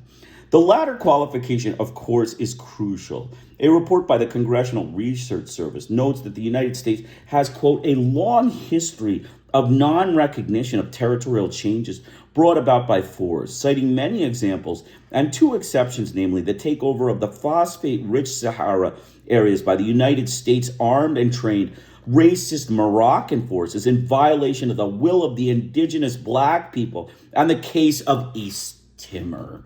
The same apparatus inconsistency is stressed by Leonard Meeker, former legal advisor to the Department of State. He notes, for example, that the Department of State has never recognized, since 1940, the forcible incorporation of the Baltic states into the Soviet Union, an act that was not conducted by U.S. armed troops and is surely far more irreversible than Indonesian takeover of East Timor. Asked about this matter, Aldrich replied that, with regard to Baltic states, I think we did what we thought was the right thing, and we have maintained it with a steadfastness that is rare and admirable. But I am not sure that if we did the same thing with respect to East Timor, it would be something that we would consider would be a useful advance on human rights. It is perhaps unfair to record the efforts to justify state policy on the part of a beleaguered functionary. What does deserve condemnation, however, is the general silence and deceit and lies of the U.S. mass media, and the fact that academic scholarship of the white fraud so commonly refuses to see the implication and seeks to disguise them with no less miserable evasions and falsehoods. The country officer for Indonesia in the Department of State, David Kenny, also presented his thoughts on the matter of integration in congressional testimony. He offered the State Department judgment at the present time, that is March 1977, 9 months after integration, about 200,000 people out of a population that estimated at 650,000 in East Timor would be considered in areas under Indonesian administration. This estimate by the State Department specialist on the subject contrasts sharply with the claims by the U.S. government that the war was effectively over by early 1976. Kenny then asked by congressmen whether the people are relatively happy with the fact that they are now under Indonesia. He replied as follows, "Sir, my judgment on this is that they are. That given the circumstances and alternatives available to them, which were put in terms of continuing the war on the one hand and possibly Indonesian administration on the other, that the people of Timor, as far as we can judge from all those we have talked to, is that they are. They have decided their best interest lies at this time in incorporation with Indonesia. The decision, quote unquote, was expressed in the popular assembly, quote unquote, in which we have already referred." Commenting on this amazing testimony, Benedict Anderson noted that Kenny's claim is tantamount to saying that during World War II, the Filipinos decided their best interest lay in incorporation into Japan's Greater East fascist co-prosperity sphere, or that the people of the Baltic states have decided, quote, in their best interest lies in incorporation into the Soviet Union, even putting aside the more than 2/3 of the population who have as yet not been able to express their decision because they are not under Indonesian administration, or to put it in terms favored by the State Department, because they are not yet protected, quote unquote, by Indonesia. As State Department Representative Robert Oakley explained, "We are concerned about the situation in East Timor, and as I stated, we would like to see the situation there solved, as we would any conflict by peaceful means. This has not yet happened. There has been a certain change in the situation in that a large number of people have moved from areas that could be described either as no man's land or under the control of Frietlin to areas where they could be protected by the Indonesian government." Protected, quote unquote, that is from Frietlin, the guerrillas who still had over 2/3 of the population under the control in March 1977, according to the State Department. In short, after the U.S.-backed Indonesian military succeeds in bombing and starving the population into submission, the remains can then decide, quote unquote, to accept Indonesian administration under the protection, quote unquote, from the Indonesian government. Once again, it would be difficult to find comparable examples of cynicism outside the totalitarian states. As we shall see, the free press accepts these concepts quite generally when it turns to the flight of refugees from areas where they have been forced to live by the guerrillas. So I'm going to just make an interjected point. So the U.S. government pretended that Indonesia had already won. There was no sense in backing the Frietlin. There was no sense in considering this a war that Indonesia has won. That would happen for 20 years. And so why is it that the United States basically lied? Frietlin left. Frietlin was the one that took over in 1999. So basically a deliberate fabrication for 20 years based on the white frauds of the United States. They are white frauds, liars, deceivers, and propagandists, murderous butchers of the mafia American white enterprise. Continuing on, the United States has not been content with recognizing the Indonesian conquest and ignoring the attendant massacres.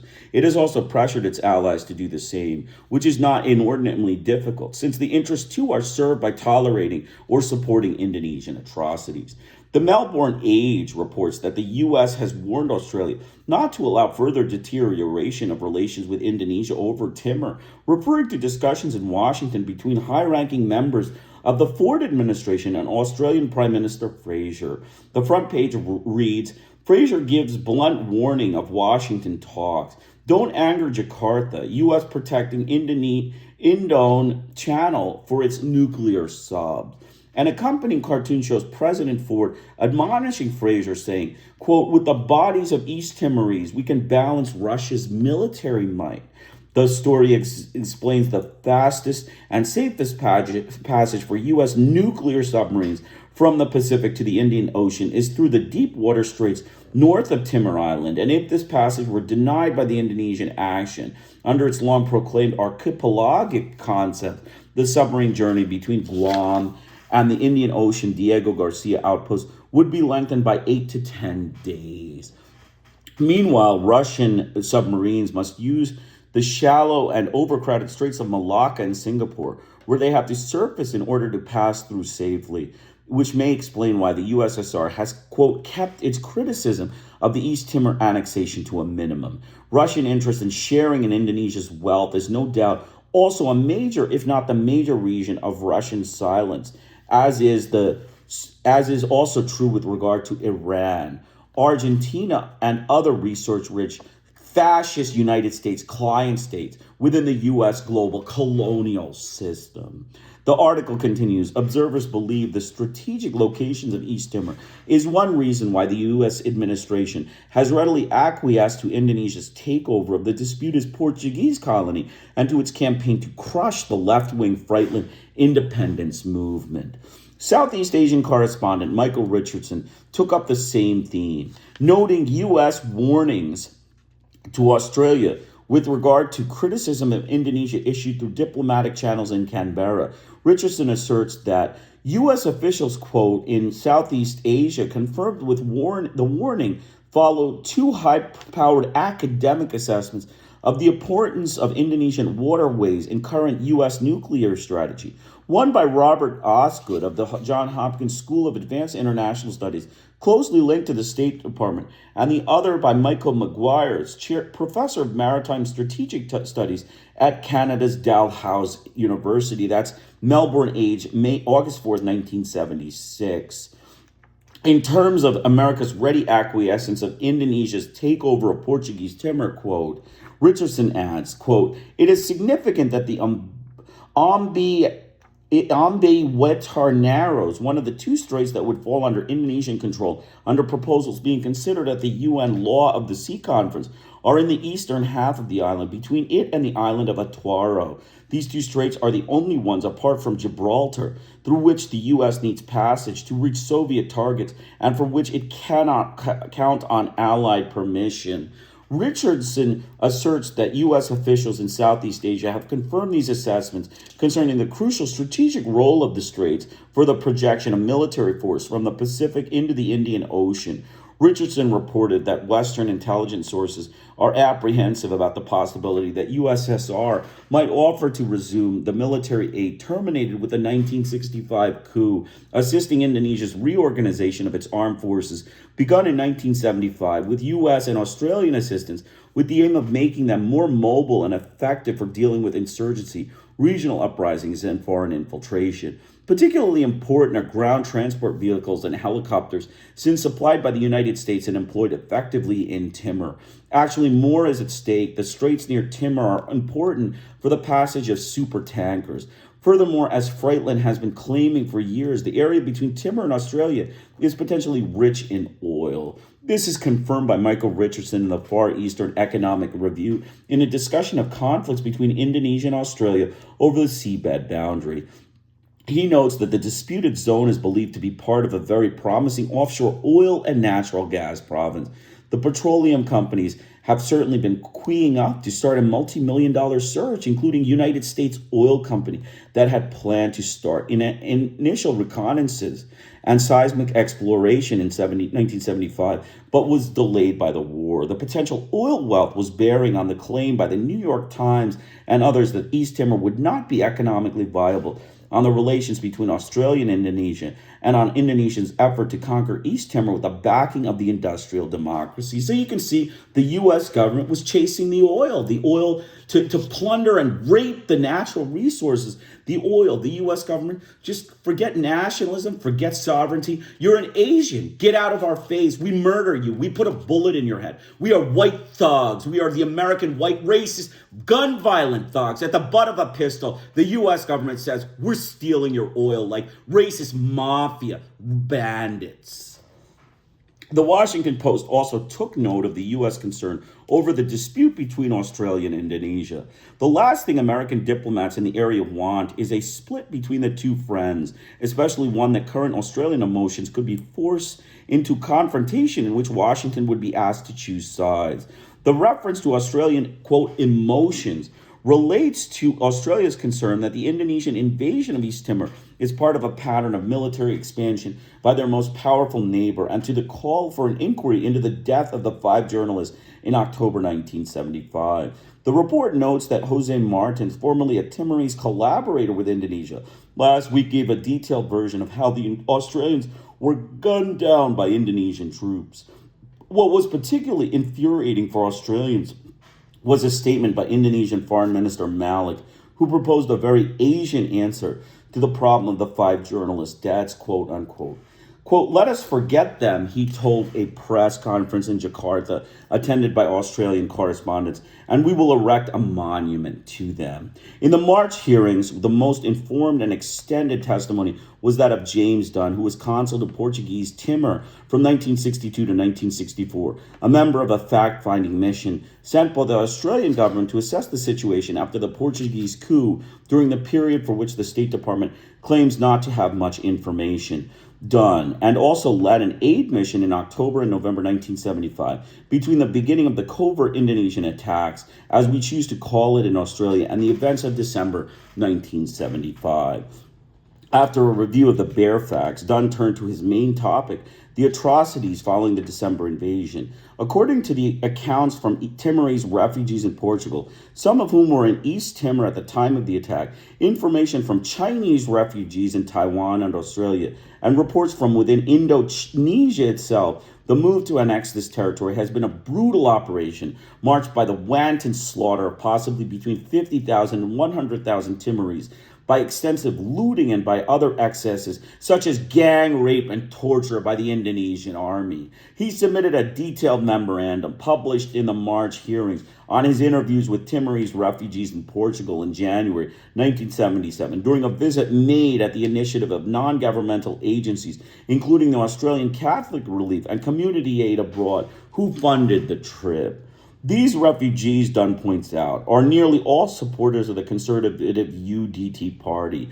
Dunn interviewed about 200 of the 1,500 Timorese refugees in Portugal, including more than half of the approximately 25 who had spent some time in East Timor after the invasion. All accounts of the Indonesian military action against East Timor, the conditions under Indonesian occupation until as late as September 1976, portrayed a grim picture of the situation in the territory. Even in Indonesian Timor, the Timorese refugees virtually became prisoners in the camps set up by the Indonesians, quote unquote, and were deprived of medical facilities and frequently humiliated, suffering many deaths. Dunn says that that he urged the refugees not to exaggerate or distort their stories, but without exception, however, they related stories of excesses by Indonesian military troops, including people who claimed to have witnessed the incidents and prominent Timorese who had not been involved in the politics of East Timor and who had initially been strongly opposed to integration, quote unquote. According to informants, many of the Indonesian troops killed indiscriminately from the beginning of their attack in Dili, the capital city. However, several prominent Timorese said that the killing in the mountain areas was far more extensive than it was in Dili. In the mountain areas, they claimed, whole villages were wiped out as Indonesian troops advanced into the interior.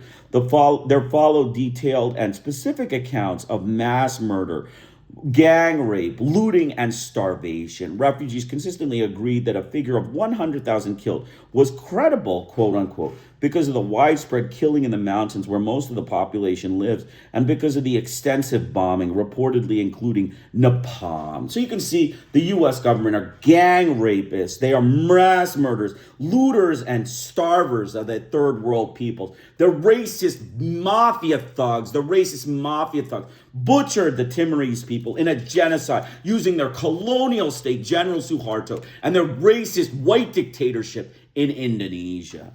Dunn summarizes these interviews by stating that the plight of the Timorese might well constitute, relatively speaking, the most serious case of contravention of human rights facing the world at this time.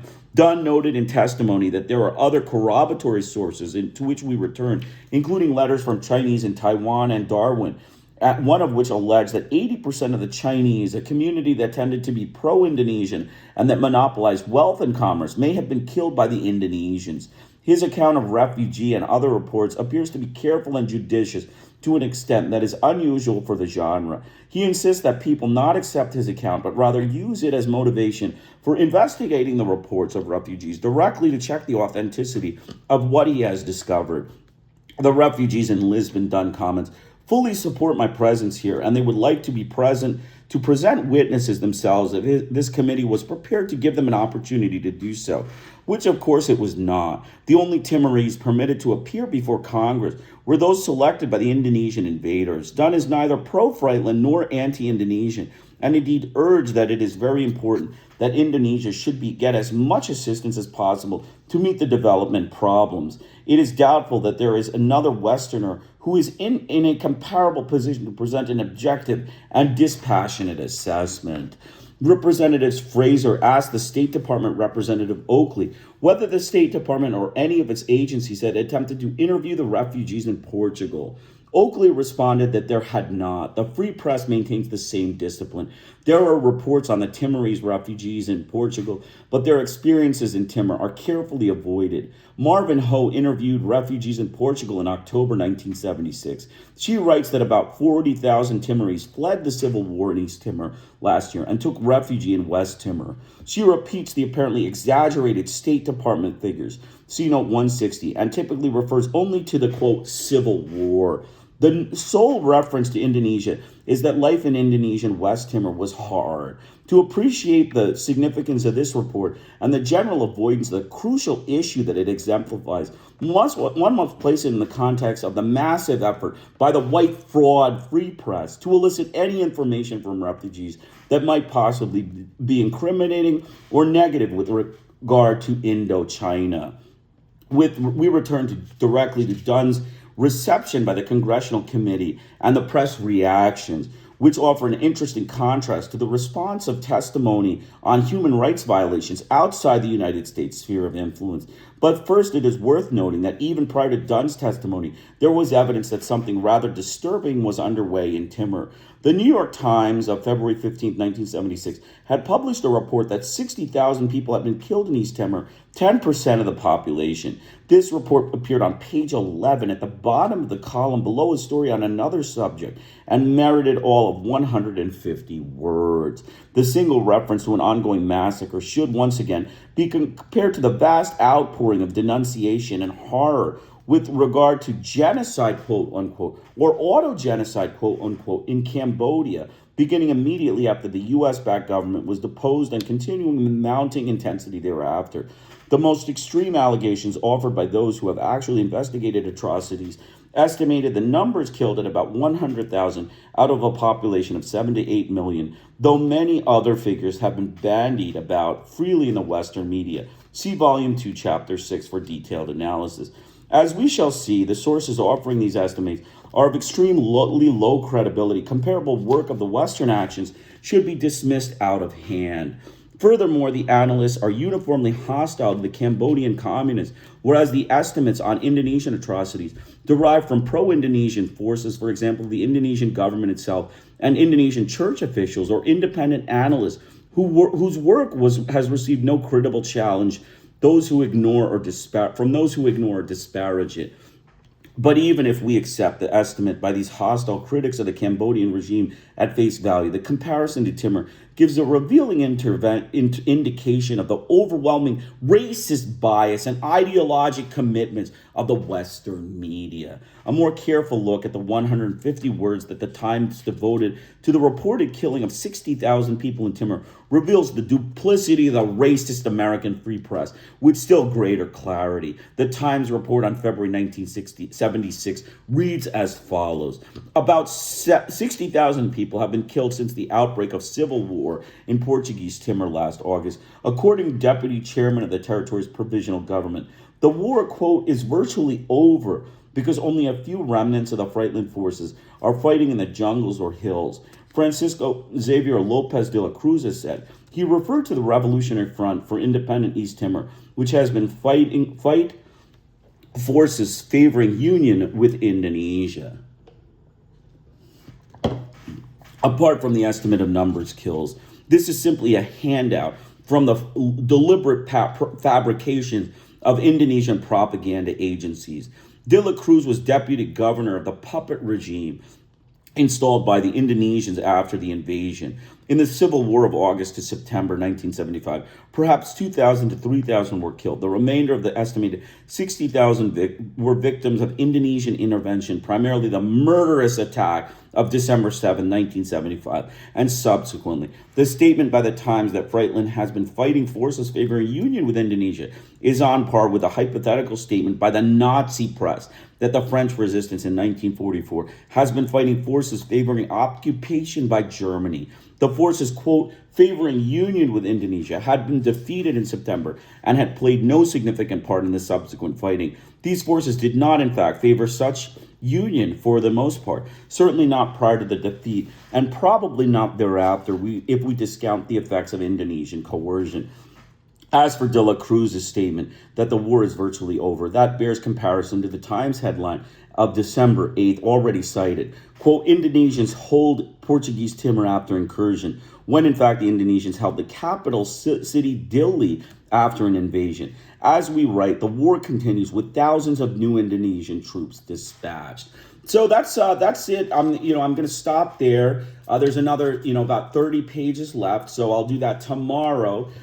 Great book, excellent book. Washington Connection and Third World Fascism, Noam Chomsky and Edward S. Herman, Political Economy of Human Rights, Volume 1. Just a fantastic survey of U.S. racist, murderous butchery in the Third World, the colonial, murderous regime of the United States government. It's vicious thugs, it's mafia thugs that, slaughtered the people of East Timor. And we see the white frauds of the U.S. media, just deliberate fabrications, falsifications, omissions, and lies, just open lies, propagating the mafia state line, the mafia state party line of the U.S. government, racist thugs, the murderous thugs of the United States government. So come back tomorrow again. The link for this book will be in my description section, and I'm going to finish with a couple closing notes, and then we'll be done. Glad you can enjoy it. It's only 2 hours. In Chomsky's book in chapter 3, the U.S. government racist mafia butchers are discussed in detail pertaining to their vicious white thugs and their propagandist liars in the white fraud, quote-unquote, free press. So we begin the study of East Timor, this bloodbath funded by the gang rapists and murderous butchers of the Third World. United States Congress and its presidents is known in a proper way. We already spoke about General Suharto, who, aside from slaughtering 1.5 million Indonesian people, equivalent to the Nazi quote-unquote Holocaust, that the U.S. government, as well as the major European allies, Britain, Australia, France, and Germany, were backing both militarily and through United States arms and economically by lavish trade with Suharto.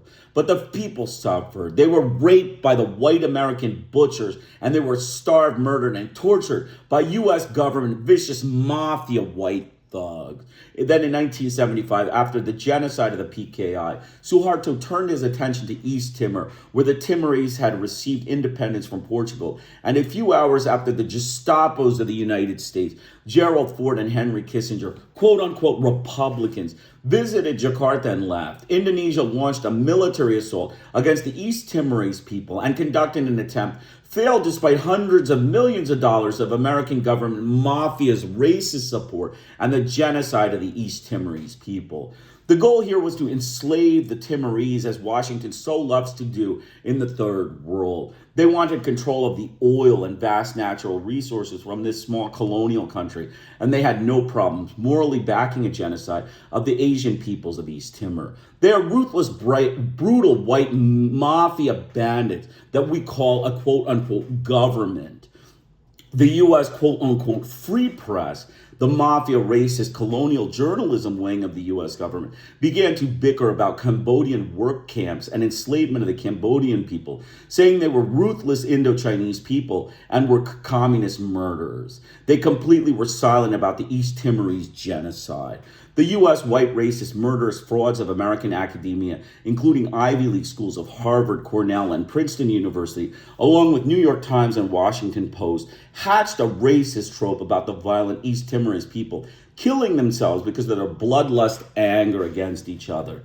They also made up deliberate fabrications of a huge pro-Indonesian guerrilla faction in East Timor that was fighting the Frietlin government. Information that is clearly shown to be fraudulent lies by the U.S. media. Newsweek stated that the Marxist Frietlin party had driven the moderate Timorese Democratic Union out of the capital city, in the process captured and systematically mistreated many UDT prisoners. This was blatantly false, based on journalists visiting the scene of the devaluation and atrocities of the Marxist Frietlin party, quote unquote. East Timor Frietlin had requested repeatedly that foreign governments, particularly those of neighboring countries, come and see the atrocities of the Indonesian army in East Timor being propagated by the American racist mafia state butchers. The war of aggression continued for 23 years, and they were finally expelled in 1995 when General Suharto was overthrown in a coup. The racist American mafia butchers had no remorse and were reckless in their disregard of East Timorese life, but it is the typical silence of the American white fraud press and mafia American government that reflects its callous disregard for third world people's rights of democracy and independence and their control of their birthright natural resources, including oil, natural gas, rubber plantations, textiles, rice, soybean, and other commodities through their colonial, racist, fascist regimes. The ruthless white butchers of the American government failed to apologize for this genocide, which they were completely behind morally, financially, and militarily. So that's it. 2 hours. We're done. Please come back. Please download the book. The Google Drive link is in the description section. I'll be back tomorrow. Another 2 hours. Actually, less than 2 hours tomorrow. Finish that chapter, and then Wednesday we'll move on to chapter 4, which is constructive terror. Krishna Iyer with the Iyer think tank in Delray Beach. Have a great day.